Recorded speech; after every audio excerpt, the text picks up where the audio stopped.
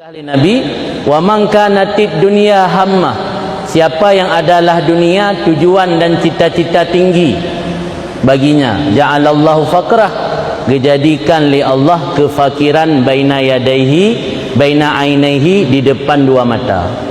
Artinya ada kala menumpuk detak hansip. Tanya punya tujuan ke dunia sabi hansip. Mangkana motor pelek benar dua bangkana saboh. Mangkasip kebutuhan kera pelai bersip kebutuhan ke cucuk. Mangkana kebutuhan ke cucuk pelai benar kebutuhan ke keluarga sabotik kada tamah keluarga. Mangkana kebutuhan ke keluarga sabotik pelai benar kebutuhan yang bersip ke untuk keluarga-keluarga yang lain. Ni sabi-sabi hansip. Jadi sabi-sabi tanya fakir. Fakir di ke mata tu.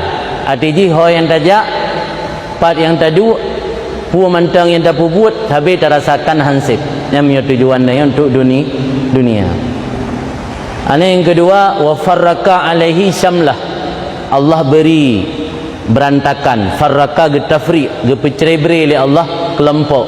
Ada je tepeh sagonya, tepeh sagoje, hampah ngemponyo, hampah ngempoje, tersinggung ngemponyo, tersinggung ngempoje. Udip tanya berantakan.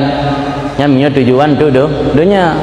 Kemudian yang kedua, walam ya'tihi minad dunia ila ma qaddiralah, han merumpuk dunia kecuali ubina kadar yang kau tentukan oleh Allah. Lebih han yang punya tujuan dunia. Maka lah mudiknya jadikan cita-cita tinggi, visi dan misi kehidupan dia adalah untuk akhirat, baik untuk dunia. Karena tujuan dia diciptakan oleh Allah adalah untuk ubudiah, ibadat ke Allah. Baik perih balasan, tapi ibadat kepada Allah, jadikannya sebagai tujuan udip, balasan urusan Allah yang di kan urusan tanya yang tentukan balasan Allah. Yang ke contoh benar orang Bani Israel masa zaman ibadat 70 tahun, pada uji oleh Allah getes ditanya para malaikat bahawa ibadat gaknya hana layak lam untuk dapat syurga. Jawaban dengan tegas, lung ibadat karena jaga tugas. Dicipta lung li Allah untuk ibadat, maka sepatutnya selayaknya kamu mengibadat kegakyan hana urusan dengan surga.